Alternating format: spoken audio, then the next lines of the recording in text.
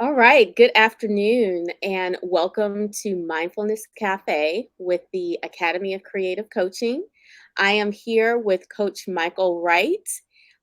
We are going to have an amazing time today as we talk about and unpack awakening your life's work through a revolution of connection. And so we're going to find out what all that means. But Michael, thank you for joining us today. Yeah, thank you for having me. Yes, I'm really excited about this conversation. I think a lot of people can resonate with it. And as we have people logging in to watch, please post any comments or questions you may have, as well as share, engage with this video. And we will be sure to recognize even the replays and the people that may have commented afterwards. So, Michael, I know that you are a coach with the Academy of Creative Coaching, and we truly enjoy you being a part of the team. But tell us a little bit about your other professional background and what you've been doing for the past several years. Yeah, I feel like I can never answer this question without first starting where it began in some ways. And so, because my professional life and where I am today is so intimately tied to where and how I grew up. And I think that so much of our experiences, and we'll get more into it into the call today, and so much Hmm. of what our life's work really is really tied to the roots of our experience and upbringing in many ways. But I grew up in a Native American family below poverty line, and I had a white father. I never knew him, and I was also gay and struggled with that until coming out at 17. And as I said, why is that important? Because it really is the soup of things that created both some shadows that I'd need to radically face and connect with, but also it was the soup that pushed me towards wanting to be of service in this world to help people. I had this very simple um, aspiration to help that led me into social work, that led me to become an international human rights lawyer. And I worked with the United Nations on a large corporate social responsibility project there Hmm. that was out of the Secretary General's office. And it was there that I discovered, oh man, like we're creating all this guidance and it's amazing and it's incredible. But I started to see people can walk around this if they haven't really bought into it from the inside out. They can just walk around what we were doing. And that started me to thinking, well, what do I want to do? How can I be of service and be the help, the true help, like the change that I really wanted to see? And I started to think, well, I need to work with people from the inside out. And that Mm. pushed me into the coaching space. And why did it push me into the coaching space? Well, because I had already taken out enough money and student loans. And to be honest, I had contemplated for a minute, oh, I could go to social work school and get my graduate degree in social work. And then I started thinking about the cost and already the amount of loans that I had taken out. And given my interest, I was thinking, no way, I need a different path. And I'm glad I took the path to coaching. And that's what I've been doing since 2011 on my own in a boutique consultancy, um, inside a big law firm, and now again on my own. Okay, well, great. And so, with you being on your own, it's interesting because we were talking about the type of work that you're doing and that you want to do, and part of your belief and how you really want to impact people is to work with people who already know that they have a higher calling, a purpose, work to do in the world. Correct? That is correct. I could be a bit naive, but I actually feel like at core that is really all of us. But Yes, I believe but that.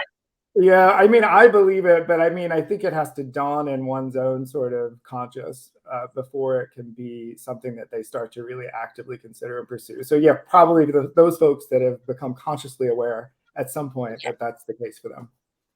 So people who have, I'm just going to challenge you a little bit. So people who have not or are not consciously aware yet, would you be able to work with them, or are you really looking for people again where you don't have to do the prep work to get them to even realize that, but really the people who are already connected, ready, they just need some coaching on how to get there and align their values? I mean, I think it's a great question. For me, I don't think it's a question of whether I would work with them because I am open to help. My mission's so simple. I just want to be able to be of service and to help. So I would never really turn anyone away. The real question probably is, would they want to work with me? You know, Right, right. the question would be like, would they want to work with me if they haven't come to that place yet? Because they'll see all the language on the website. They'll sort of see what I stand for, and my sort of new outfit that I'm engaged in now. And they'll also get to know me by a phone call. The question is, will they be able to want to work with me with all of Mhm. that on the table? Okay. Fair question. Fair question. All right. So let's talk a little bit about getting to this revolution of connection. That's part of Yeah. the title in our conversation today, and even just talking to you today and then previously, I noticed you mentioned the word connection a lot. What does that mean for you? Yeah, I think what it means for me is so many of us, we go through this life and we have sort of traumas and fears and societal conditioning and body identification and racial and ethnic backgrounds that kind of all these things that serve to create separation. Right. And I stand for the premise that you cannot be separated and find your life's work. You Mm, have to connect.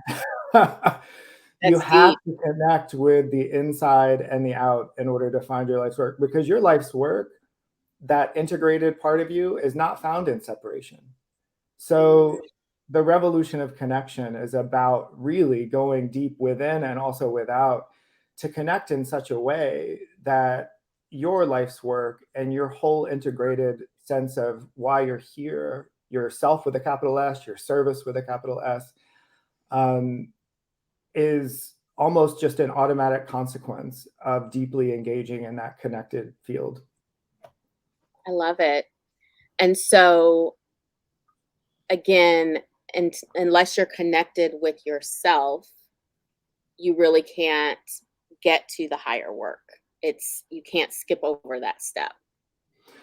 You absolutely, I don't think can really skip over it. People can get close to it because it's not so binary, right? Meaning like some of us may be really disconnected from certain parts of ourselves and really connected to others, and some of the parts of ourselves that we're connected to may actually be reflections of our highest version of work. Mhm. Yeah. But inevitably, there's always going to be when you leave things outside or you leave those bits and pieces outside and don't necessarily face or integrate those. It's really in the integration of all of those pieces that the light of you, as Michelle Obama's new book, I love the title, The Light We Carry. And I do believe we all carry a light. And I think that it's not until then that the light can be unobstructed because disconnection is an unobstruction, or is an obstruction rather, of the light. And so it's in connection and bringing in all parts of our inner landscape, as well as our experiences and understandings of the world around us and connection to the world around us, that the light we carry can really shine. Thinking of disconnection is just a way in which it gets covered over a little. Yeah. So what are some other things that keep us from completely living and aligning with our life's work? We talked a little bit about this before we jumped on, and I think a lot of people experience it. And I want to just unpack it and help people to realize they're not alone. But let's say you, again, you know your life's work, but you're working in corporate America, bringing in a great check. How do we get there? How do we get there when we know deep down where we should be? Yeah, it's interesting, and I can share my story, and I know you have some of your own as well. I mean, from my story, as I had mentioned earlier, growing up below poverty line. I mean, granted, there were other things that are in my orbit that created a lot of like self doubt and shame and guilt and all the stuff that a lot of us deal with and take on. But really, the financial piece was massive. And I didn't realize how much I was striving in my life. I'm now 44, but I didn't realize how much I was striving in my life to not be poor. Like, Yeah. Yes. Yes. I had an experience of that and didn't realize that, all that was around me, I could see and sense and feel palpably how frightening it was for my family at different moments and junctures to be able to pay for certain bills and even just as basic as like the electric and the heat. And so for me, I was just like, it's like I got really staunch about like, well, I'm going to get out here, I'm going to make it, I'm going to do these things and, all this stuff. But like, yet I could never leave my heart interest to help people. So Yeah. Yeah. I ended up doing it in ways that, were still along the line of that particular purpose, but they weren't the full purpose because I was holding on to this like disconnect inside myself where I couldn't even connect to the part of me that was striving just for the money. Hmm. It was almost like incompatible with anything I would have even thought I was doing. And it took me to like get really centered and take a look and see, oh man, I've actually been taking these jobs and feverishly looking at this and doing that because I've been scared that I was going to be broke again or poor Yeah. or whatever. Yeah. And, and I think each one of us has some version of that in some way that keeps us back from expressing in the full expression of what we might sense we want to express. And the Mhm. reality of it is you'll never actually know what some of that expression is until you release enough to be able to step into it.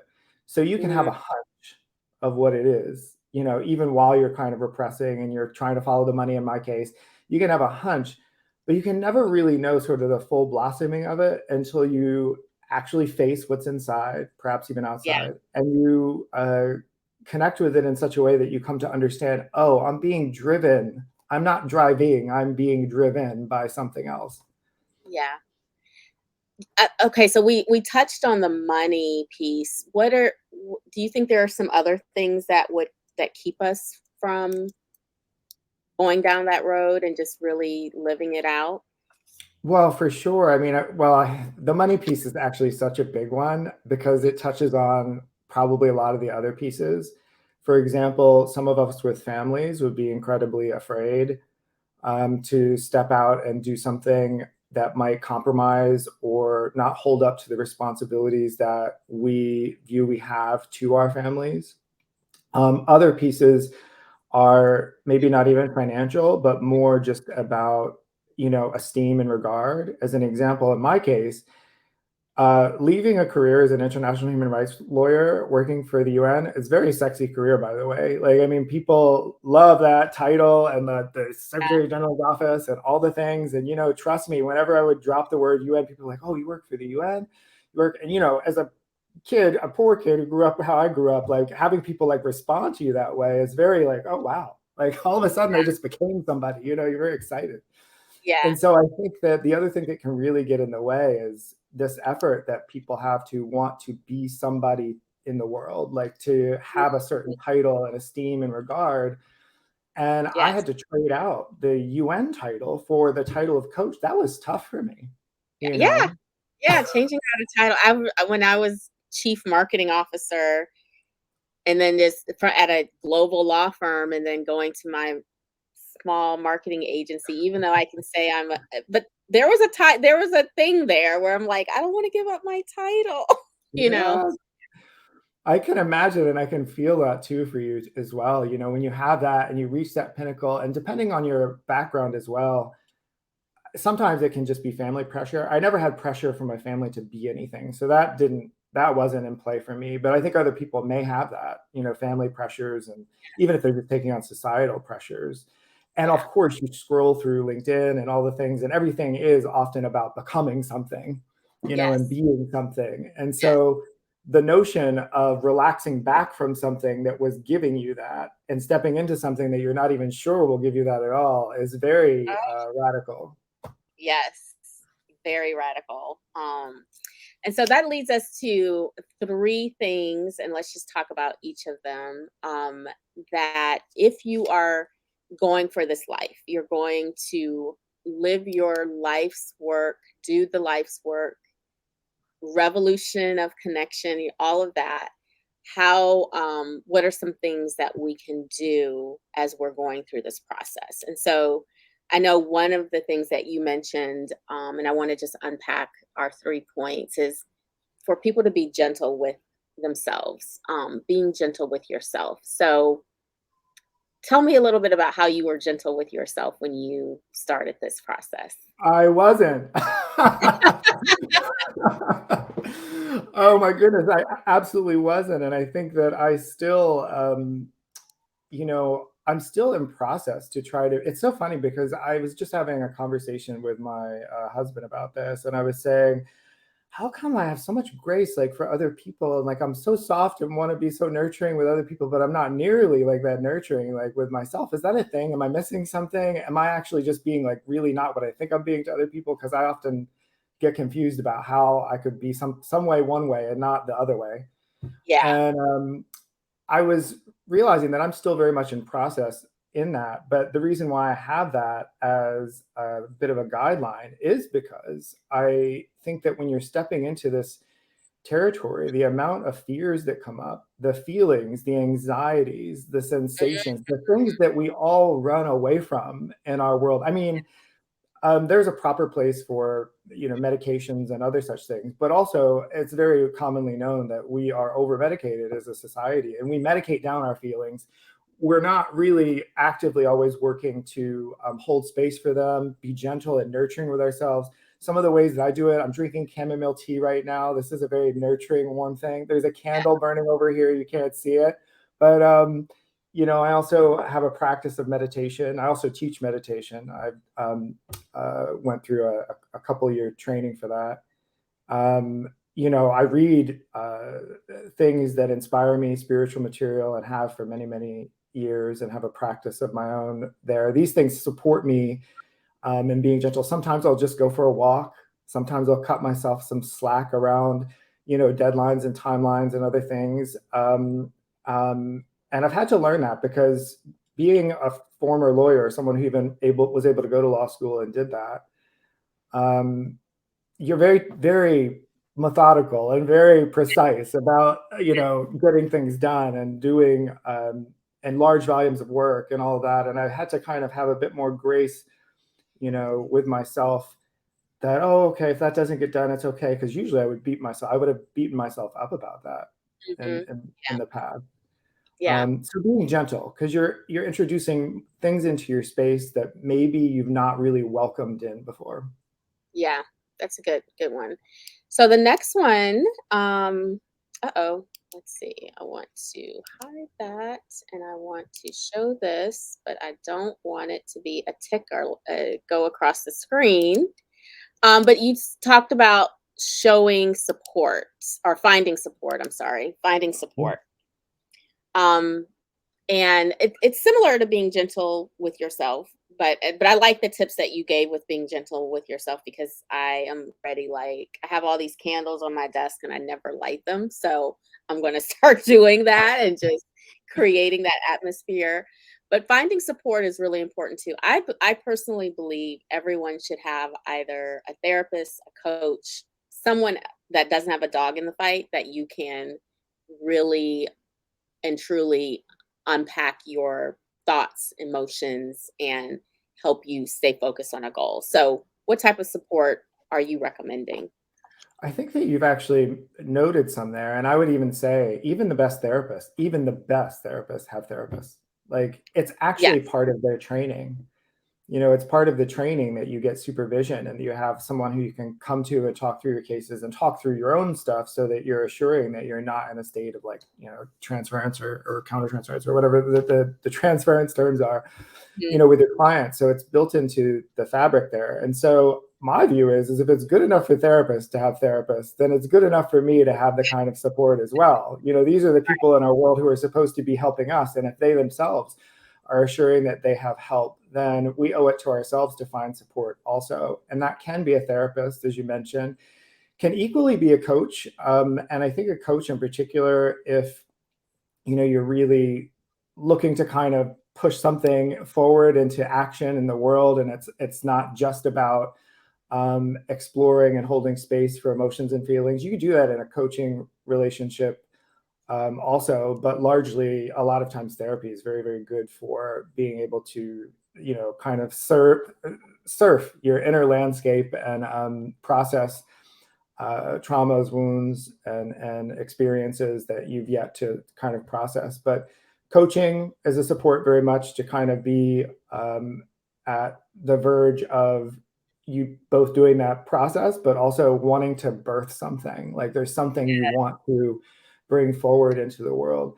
And then finally, because some of these things aren't accessible to everyone. And so I just want to be really broad in what I say in terms of finding support because of access issues. I know sometimes my family would have never been able to access a coach or even a therapist at the time that I was growing up. But finding just in some way a non-judgmental support as you face fears and blocks that inevitably arise. Sometimes that can be just a good mentor. Mm.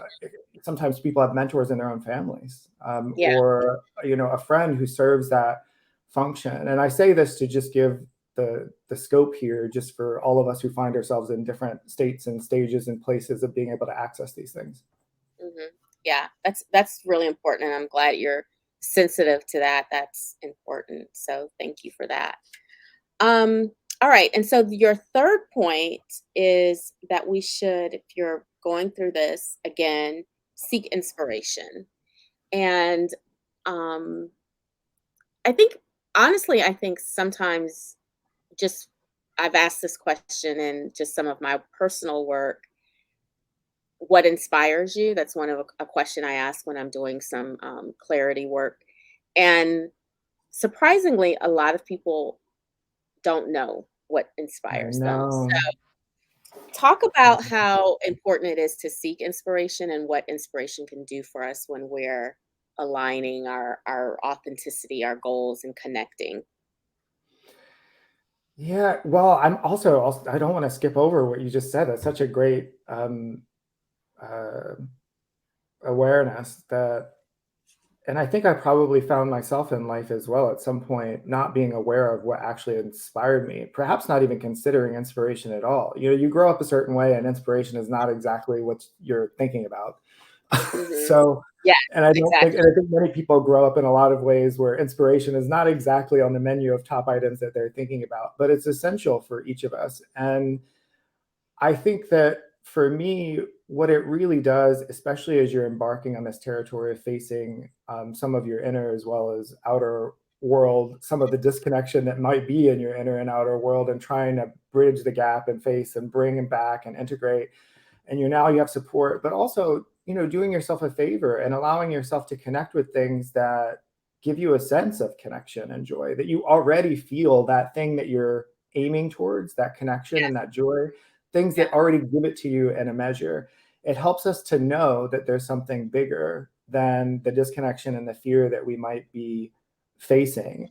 And it also points us even further to our callings and our passions. It's like it's kind of reinforcing, because the states of connection and joy are what point us to callings and passions, and inspiration or finding and seeking it are means that can get us there. And I think that one way, or tips, I guess, if I think about inspiration, tips that you can kind of just start to take note of, hopefully, is just take note of the things that sort of excite you in your world. Like for me, for example, candles actually really do excite me, and the design of them and the smell of them, as well as, like, funny enough, like perfumes. I know perfumers like the back of my hand. I mean, I just somehow at some point it dawned on me that I love smell so much, and I started to investigate it. So notice the things that you love, like in your environment and around, and just get curious, start investigating, like find something out about them. Love Or that. Yeah. yeah. Yeah. I never really connected it until you just said that, because of course I love candles as well, although I don't use them as like I should. But I notice if I have a meeting and I'm dragging and I work from home most of the time, I'll run downstairs, kind of freshen up. And even though I'm not going to see anyone, I put on perfume because before I get on a Zoom call, and especially if I'm dragging, and again, I think it's part of that. I guess smells do inspire me and give me energy, and so that's We just part of. share that. I chose a scent today for, I'm wearing a fragrance today also, and I have a similar, I think, passion there. I mean, there's many things that I'm sure you and I also have as inspiration even beyond this, but that is one of them. I mean, and so when I get on a call, I might light a candle. I might get my favorite cup that was kind of handmade somewhere because I like pottery. I may, and I not may, I almost always do leave, like 100% spray on fragrance Yeah, yes, in the 100%. morning, even if I'm not going to see anyone. Yes, yes. So okay, I love all of those. And I just want, because we have people that are just now jumping on, but talking about connecting to your life's work and how to really connect and make this revolutionary transformation really, and not have fear connected to it. And so we just want to review some of the steps that we've talked about when you're ready to make this transition, this change, this decision in your mind and in your life. Be gentle with yourself, because the voices will come in our head and talk us against it, and the fear will rise up, and it's okay to just kind of be gentle. What would you tell your best friend? Find support, and I love that. We're coaches, but realizing it doesn't always have to be a coach that gives you that support, and it could be a therapist, it could be a really trusted advisor, friend. I also often recommend to people I'm working with of having their own personal board of advisors. Um, and it could be just someone like that as you're making that transition. And actually, when I left my job last year, this time, I got a lot of recommendations to have your own board of advisors, have those people that check in with you, you check in with them.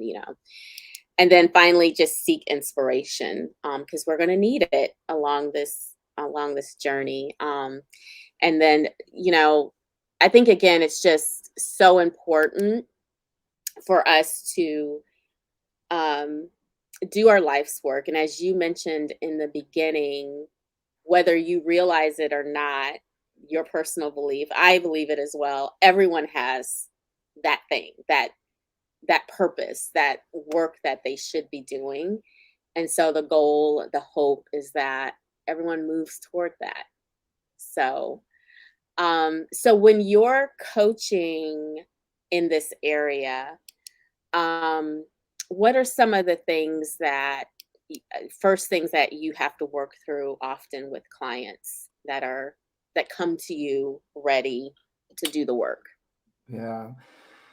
Well, I think one of the first things that I do is kind of go through a bit of a shadow inventory, Mm, understanding a little bit about what are all the ways and means that have kind of been holding somebody back. And not so much because I'm interested, acutely like in the dark or something, like, or that I'm interested in the shadows per se, but it's because I actually do believe that in transmuting those, you really do step more fully into your light. There, underneath of them, there is a gift in the shadow, as people say. And so it's really an understanding and a full scope as much as you can early on in the very beginnings, like all of the things that people have done or believe or act out that hinder them.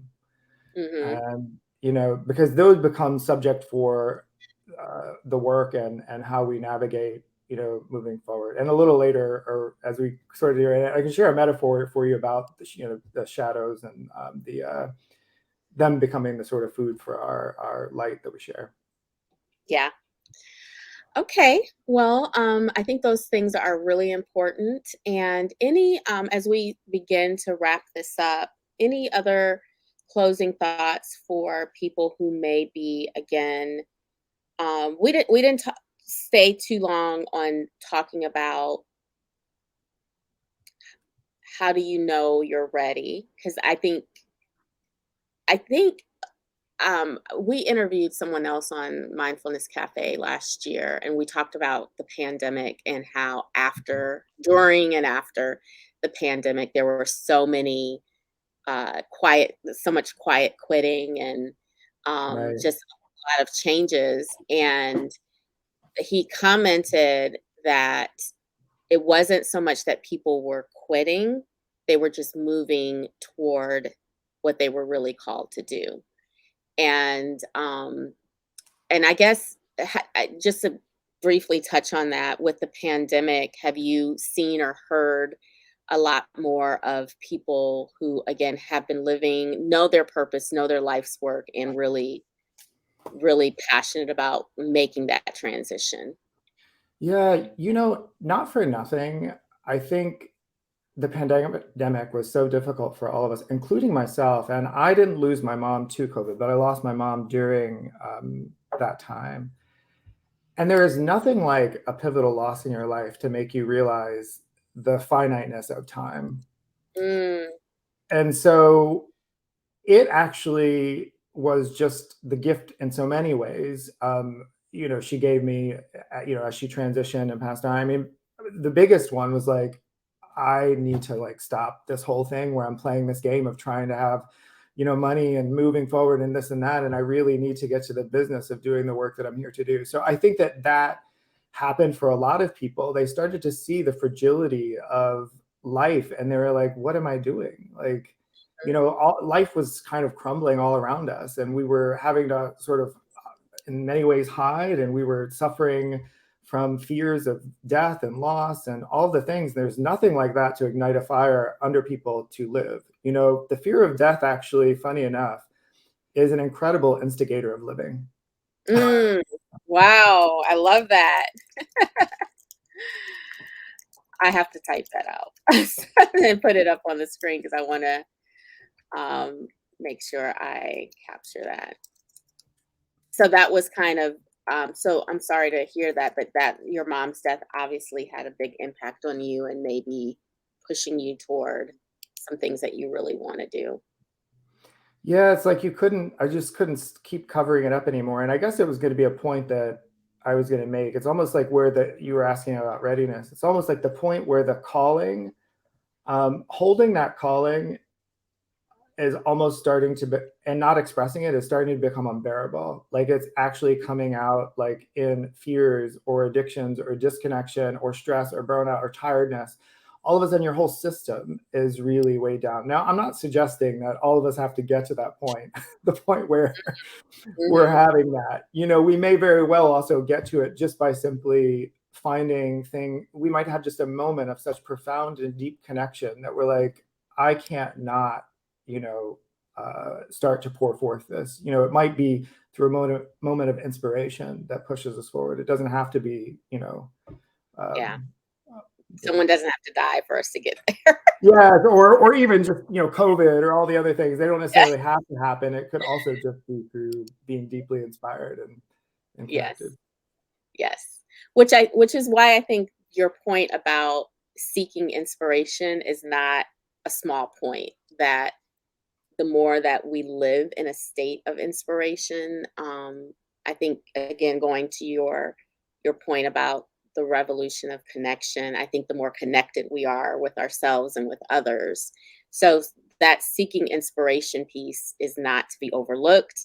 It's not just, oh, I guess I'll read a poem every day, but like really seeking to live that life, so that you can do better work, more work, great work. So any other last parting words or thoughts for our viewers? We have several people watching and have commented, especially loving your quote about the fear of death, um, and working towards integrating all aspects of ourselves to demonstrate to others it is possible. So, any other thoughts? Um, well, actually, I will just two thoughts. One is on the fear of death thing. It occurs to me that there are many cultures that consider the topic of death very early on. Very Mhm. early on, they contemplate like death.